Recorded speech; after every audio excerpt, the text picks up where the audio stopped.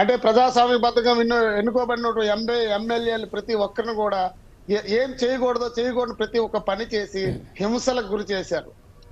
అలాగే ఒక డాక్టర్ గారు మాస్క్ లేదన్నందుకు ఒక డాక్టర్ గారిని, సుధాకర్ గారిని ఈ రోజు రోడ్డు మీద పిచ్చోని చేసి చంపేశారు.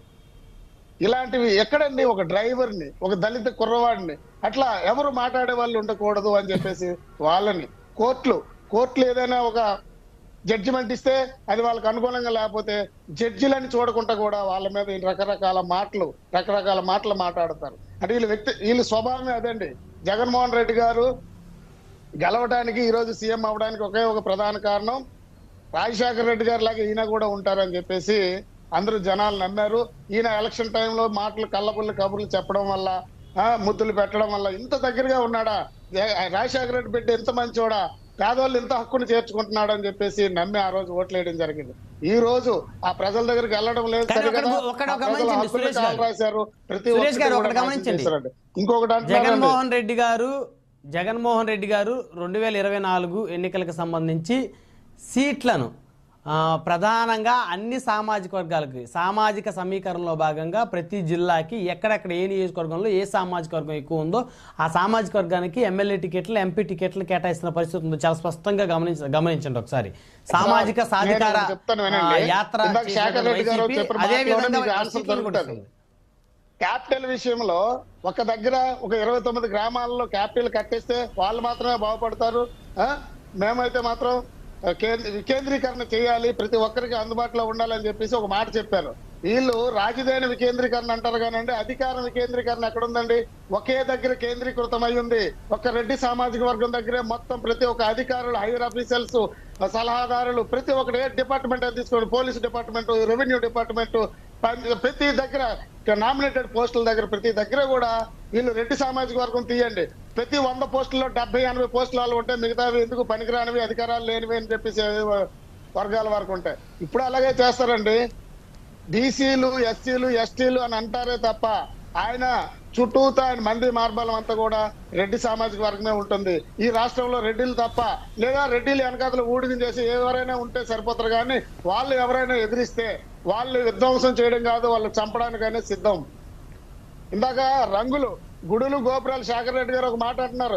రంగులు వేయడం తప్పిలు ఏం చేయరు. రంగుల గురించి మాట్లాడే హక్కు వైసీపీ వాళ్ళకి లేదండి. కొన్ని వేల కోట్లు, వందల కోట్ల రూపాయలు రంగులు వేయడానికి కోర్టు మొట్టకాయలు పెడితే అదే రంగులు మళ్ళీ మోడిఫై చేయడానికి కోట్ల రూపాయలు ఈ రోజు వాళ్ళు ఖర్చు పెడుతున్నారు. ఎంత దౌర్భాగ్యం అంటే అంతిమయాత్ర చేసుకునే ఒక శ్మశాన వాకిటికి కూడా వైసీపీ రంగులండి. స్కూల్ బిల్డింగులు ఇక్కడ కాదండి, ఎవరంటే వాళ్ళు ఎక్కడైనా అదే రంగు పడాల్సిందే. లాస్ట్ కి బర్రెలు ఊరుకున్న బర్రెల మీద కూడా అదే రంగు అంటే వాళ్ళకి. ఇలాంటి ఇంకోటి ఒక మాట అన్నారు, మెడికల్ కాలేజీలు సెంట్రల్ గవర్నమెంట్ ఇచ్చినటువంటి మనకు ఆల్రెడీ శాంక్షన్ అయినటువంటిది, రాష్ట్ర విభజన సందర్భంగా శాంక్షన్ అయినటువంటి మెడికల్ కాలేజీలు, ఆ మెడికల్ కాలేజీలకు ఫండింగ్ వస్తుంది, అది కట్టాలా. అది కూడా ఇంకా 3వ 4వ గ్రౌండ్ అయ్యాయండి 17కి, ఇంకా గ్రౌండ్ పూర్తి కాలేదు. అలాగే ఇంకొక మాట చెప్తున్నారండి, ప్రమాదవశాత్తు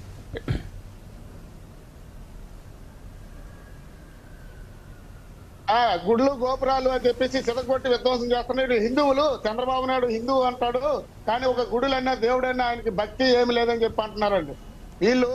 ఒకటి సార్, అది చర్చ్ అయినా, హిందూ దేవాలయాలైనా, లేదంటే ఇంకొక మసీదులైనా కూడా ప్రజల అవసరాలకు అడ్డంకుగా ఉంటే అవి ఎట్టి పరిస్థితుల్లో అవి తీయొచ్చండి. అవి కోర్టులన్నీ చెప్పారు. అది హిందూ దేవాలయాలతో ఒకలాగా, చర్చిలు అయితే ఒకలాగా ఉండవండి. ఇది కాకుండా ప్రధానంగా విధ్వంసం చేసింది యువత భవిష్యత్తుని విధ్వంసం చేశారండి. ఈ రోజు ఎక్కడ ఇండస్ట్రీస్ లేవు, ఉన్న ఇండస్ట్రీస్ అన్ని కూడా బయటకు వెళ్ళిపోయాయి. ఒక్క ఇండస్ట్రీస్ కొత్తగా ఏమొచ్చి గ్రౌండ్ అయ్యింది, ఆ ఇండస్ట్రీలో ఇంతమంది యువతకు ఉద్యోగం ఇచ్చామని చెప్పండి, లేవు. అలాగే స్కూల్స్ అండి, స్కూల్స్ బిల్డింగ్లు కట్టామని చెప్పేసి అంటున్నారు. సార్ మీరు 20 నిమిషాలు మాట్లాడారు, ఒక్క నిమిషం. స్కూల్ బిల్డింగ్లు సార్ మీరు అన్నారు, ఒక గ్రామంలో పిల్లలు 10 స్కూళ్ళు తీసుకొచ్చి ఒక స్కూల్ చేశారండి. ఆ స్కూల్కి టీచర్లు లేరండి. ఇంగ్లీష్ నేర్చుకోవాలంటారండి. ఇంగ్లీష్ నేర్చుకోవాలంటే టీచర్కి ఇంగ్లీష్ రావాలి. కనీసం టీచర్కి ఇంగ్లీష్ లేకపోతే నేర్చుకొని చెప్పడానికి అసలు అక్కడ టీచర్ ఉండాలి. అది కూడా కాకుండా టోఫెల్ ఎప్పుడండి, టోఫెల్ పరీక్షలు ఎప్పుడండి వాళ్ళకి నిర్వహించాలి?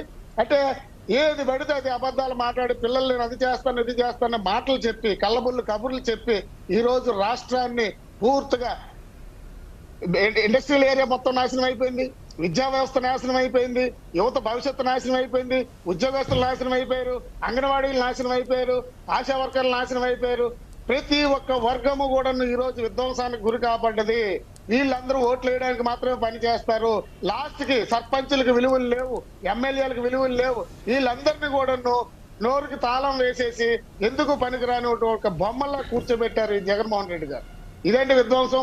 ఒక విలేకరు, ఒక జర్నలిస్ట్ మాట్లాడలేడు, ఒక లాయర్ మాట్లాడలేడు, ఒక పోలీసు మాట్లాడలేడు. ఎవరు మాట్లాడతారు వీళ్ళ దగ్గర? చాలా రకాలు ఉన్నాయి సార్ చెప్పుకోవాలనుకుంటే. ఎందుకంటే మన ఆంధ్ర రాష్ట్ర పరిస్థితి ఆ రోజు ఎలాగుంది, ఈ రోజు ఎలాగుందండి? స్వతంత్రం వచ్చిన తర్వాత 2,50,000, 3 లక్షల కోట్లు అప్పు అయితే ఈ ఒక్క 4.5 సంవత్సరాలు 5 సంవత్సరాల్లో 8-9 లక్షల కోట్లు అప్పులు చేశారు. అందులో పంచినవి 2,50,000 కోట్లు ప్రజలకు బటన్ నొక్కి పంచాడు. మిగతా డబ్బు ఎక్కడ ఖర్చు పెట్టారు? ఏ రోడ్లకు ఖర్చు పెట్టారు? కనీసం ఒక ఇరిగేషన్ రైతులకి నీరు ఆవశ్యకత ఎంత ఉందో మీకు తెలుసు. రైతులకి కనీసం నీరు వెళ్ళడానికి ఎక్కడైనా కొత్త కాలువ తవ్వారా? ఏ రిజర్వాయర్లైనా సీటు తీసారా? ఎక్కడ ఏం చేశారో చెప్పండి. ₹1 ఇరిగేషన్ నుంచి ఖర్చు పెట్టలేదండి. పంచాయతీ సర్పంచ్లకు వచ్చే డబ్బులు తీసుకున్నారండి. ఎంప్లాయీకి PF గా వచ్చే డబ్బులు వాడుకున్నారండి. మన విశాఖపట్నంలో రాజధాని పెడదామన్నారు. విశాఖపట్నం రాజధాని పెట్టాలంటే విశాఖపట్నంలో భూములు గవర్నమెంట్ దగ్గర ఉండాలి. అలాంటి గవర్నమెంట్ భూములు నువ్వు ఎవరికో తనఖా పెట్టి వేల కోట్ల రూపాయల అప్పులు తీసుకొచ్చి ఈ రోజు భూములు తనఖా పెట్టావు. నువ్వు ఇక్కడ క్యాపిటల్ పెట్టాలి, పరిపాలనా విభాగం ఇక్కడ పెట్టాలంటే అప్పుడు మళ్ళా భూములు కొంటావా? లేదంటే మీ రెడ్డి గారు దోచుకున్న భూములన్నింటికి మళ్ళా 10 కోట్లు కొన్న భూమికి 20 కోట్లు 30 కోట్లు ఇచ్చి మళ్ళీ కొందామని చెప్పేసి ఉన్న గవర్నమెంట్ భూములు మీరు అమ్మేస్తున్నారా? ప్రజాధనాన్ని దోపిడీ చేశారు సార్. గవర్నమెంట్ ఆస్తులు అమ్మేశారు సార్. ఏ ఒక్కటి లేదు.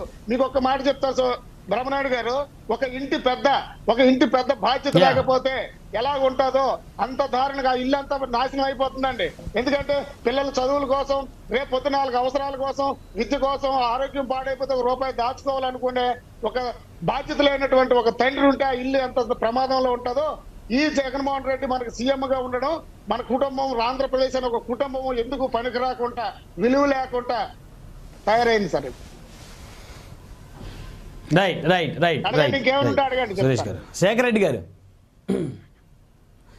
ఇక్కడ ఒకటే మొర్రాల సురేష్ గారు ప్రధానంగా గమనిస్తే జగన్మోహన్ రెడ్డి గారు ఎమ్మెల్యే టికెట్లను బీసీలకి ప్రధానంగా ఇస్తా ఉన్నారు. అదేవిధంగా మిగతా సామాజిక వర్గాలకు కూడా ఆయా సామాజిక వర్గ జనాభాని బేస్ చేసుకొని టికెట్లను కేటాయిస్తున్నారు. కానీ ఇక్కడ తెలుగుదేశం, జనసేన ఆ విధంగా లేదు అనేటువంటి అభిప్రాయం కూడా వైసీపీ నేతలు వ్యక్తపరుస్తూ ఉన్నారు.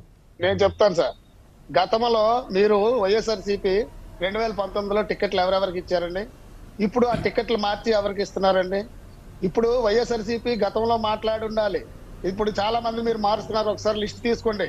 నేను ప్రిపేర్డ్ గా లేను కానీ చాలా మంది ఈసారికి అక్కడ ఏంటంటే అక్కడ కులాలు ఎవరు ఎక్కువ మంది ఉన్నారు, వాళ్ళ పరిస్థితి ఏంటి, అవసరమైతే డబ్బులు మనమే ఇద్దాం, అలాగే డబ్బులు లేకపోయినా పర్వాలేదని చెప్పి ఇప్పుడు సామాజిక సమీకరణాలన్నీ ఇప్పుడు గుర్తొచ్చాయి వైఎస్ఆర్సీపీకి. 2019లో ఎక్కడ గుర్తొచ్చాయండి? డబ్బులు ఎవరికాడు ఉన్నాయి? వ్యాపారస్తుడు ఎవడు? ఈ డబ్బు పెట్టి గెలవగలడా లేదా? ఇది మన క్యాస్టా కాదా? ఇలాంటివన్నీ కూడా పరిణామాలు తీసుకున్నారు గతంలో. ఈసారి ఆయన సీఎం అయిన తర్వాత అవసరం లేదండి, వేల కోట్లు, లక్షల కోట్ల రూపాయల డబ్బులు ఉన్నాయి.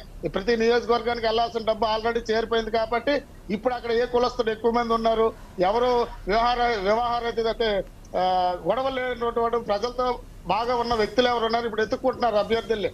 ఇప్పుడు సామాజిక సమీకరణాలు గుర్తొస్తాయి. ఇంతకుముందు ఓడిపోతారని ఆల్రెడీ వాళ్ళకి తెలుసండి. అంతే తప్ప వాళ్ళకి ప్రేమ ఏం లేదు. ఓడిపోయేటప్పుడు బీసీలకి ఇస్తున్నారు, గెలిచేటప్పుడు వారు సామాజిక వర్గానికి ఇచ్చారంటారా? సజ్జల రామకృష్ణారెడ్డి దగ్గర, సుబ్బారెడ్డి గారి దగ్గర, సురేష్ గారు, ఓడిపోయేటప్పుడు మిగతా కులస్తులకి ఇస్తున్నారు, గెలిచేటప్పుడు సొంత కులస్తులకి ఇస్తున్నారంటారా? 100%. మీరు చూడండి, రేపు లెక్కలు వస్తున్నాయి చూడండి. మీరు చాలా నియోజకవర్గాలు జరుగుతున్నాయండి. ఎందుకంటే పరిస్థితులు పూర్తిగా వాళ్ళకి అర్థమైపోయాయి. ఇప్పుడు డబ్బు అనేది మనకాడు ఉంది, అభ్యర్థి దగ్గర ఉన్నా లేకపోతే మనకు పర్వాలేదు. ఇక్కడ బీసీలకు ఇచ్చామని చెప్పుకోవడానికి ఎస్సీలకి ఎలాగ రిజర్వ్ కాన్స్టిట్యూన్సీలో ఎస్సీలకి ఇస్తారు తప్ప జనరల్ కాన్స్టిట్యూన్సీలో వీళ్ళు ఎలాగే రారు. ఒక్క